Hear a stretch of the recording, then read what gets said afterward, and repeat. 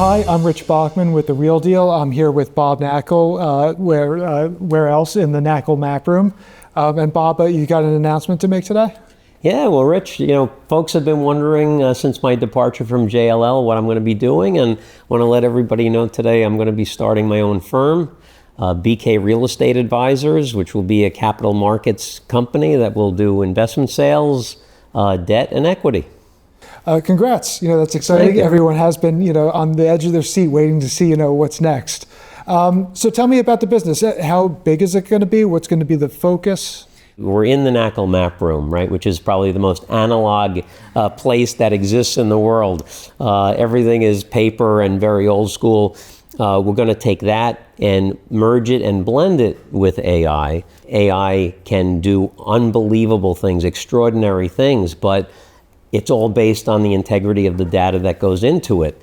And I think that data sets, for the most part, in the real estate industry are very lacking. We have data sets going back to 1984. The methodology has been exactly the same. The relationship between the numbers is where it needs to be to have integrity. And we're going to use AI applications to interpret that data, come up with some predictive things. So we are going to use our old school analytics. We're going to use AI technology. We're using media today because the growth that we've had on social media has been very, very flattering, but it's also creating great opportunities for our clients. So the reason why we're doing this, everything revolves around the client, and that's why we do what we do, is to get great results for our clients. You mentioned, media outreach. I think, back in 1984, your media approach was putting the Massey Knakal sign out on things. But you've become really big on Twitter now. When did you realize, what do you think the potential is in Twitter? How did you realize it, and how do you work to build that out? Yeah, Rich, that's a great question. And I think that, for a long time, I was a naysayer about social media. And people ask me why I got onto social media, and I say, honestly, it was because of peer pressure. It has been an extraordinary experience. The relationships that I've made, the opportunities that I've been exposed to, the opportunities that have been created for clients, where again, people look at what I do from a market presence perspective. And this may have been something that got me in hot water, but if I'm on CNBC, or I have a profile in the New York Times or The Real Deal, or I am some way out in the marketplace, I'm making my marketing prospecting calls, I'm sending out my email blasts, I'm doing hard mail. Doing all of this market presence stuff is not because you just want to be out there and be well known. You do all that stuff because you want to get in the way of as much information as possible that could lead to a unique execution for a client. If you ask any of my clients, hey, would you rather me out in the marketplace promoting myself and my company so that we can have a higher probability of achieving a great result for you, or do you want me to sit at home and not talk to anybody? You mentioned the article twice. I have to ask, can you tell us what happened, with you leaving JLL? Well, my position became redundant, apparently. But look, the article... Redundant how? What happened, Nobody said anything to me about it. Actually, the reporter was a follower on social media and was very intrigued by the map room. So reached out to JLL. JLL put them in touch with Shea Communications, which is the PR agency for the company. And in fact, someone from Shea was at the first meeting that I had with Matthew Hogg, who wrote the article. And, they were aware of it. And I thought it was a great article, actually.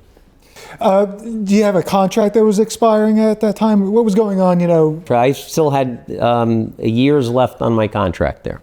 So your new company, is it going to be a one-man shop? Are you going to be hiring brokers? I think that today, with 15 and 20 people, you can probably do what it used to take 100 people to do. So no big plans to become a big company. We're a small boutique company, and that's the approach that we're going to go with. What's different from starting a brokerage now than it was, when you either started Massey Knakal or, later on when you were running it and everything was good? It was completely different back in the 80s. Again, technology was non-existent. No computer, no fax machine, no cell phone. Publicly available information was very, very opaque. And what was available was often inaccurate. Today, you can go online and get somebody's home address, their height, their weight, their shoe size. So today, I think the approach that we took when we started Massey Knakal back in '88, I don't think would be effective today. You were younger, in your Massey Knakal days, no? Not much, much younger. And as you said, it was a bigger company, so you sort of had more infrastructure there. Do you have it in you again to, create and run a business and do the brokerage? Your passion seems to be the brokerage part of it. God has blessed me with a lot of energy. And, to the extent that he continues to bless me with good health, I think I could easily do this for another 20 or 25 years. I remember back in the 90s, there was a broker who was a member of the National Realty Club named Henry Baker. And Henry was 95 years old and he was still selling buildings. Fortunately, real estate brokerage for me is a career. It's also a hobby.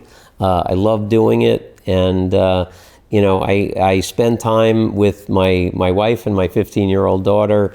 I spend time at the gym. I go to church and I sell buildings. My life is very simple. I mean, what a time to start a brokerage, right? You can't build anything with 421A. No one's buying any rent-stabilized buildings. Offices are out of the picture. So, where do you start? Well, you start with one deal and one client at a time, and you go from there, just the old-fashioned way. It's kind of like the stonecutter's creed, where stonecutter sits in front of a big rock with a mallet, whacks that rock 99 times, nothing's happened. 100th blow, the rock splits in half. And to the casual observer, they'll say, oh, that 100th blow must have been harder or at a different angle. There must have been something special about that one. But the stonecutter realizes that it was the 99 that came before it that allowed that 100th one to work. And in the same way, in the brokerage business, you just have to keep pounding the rock. You have to keep doing the fundamental things. And you just take it one deal at a time.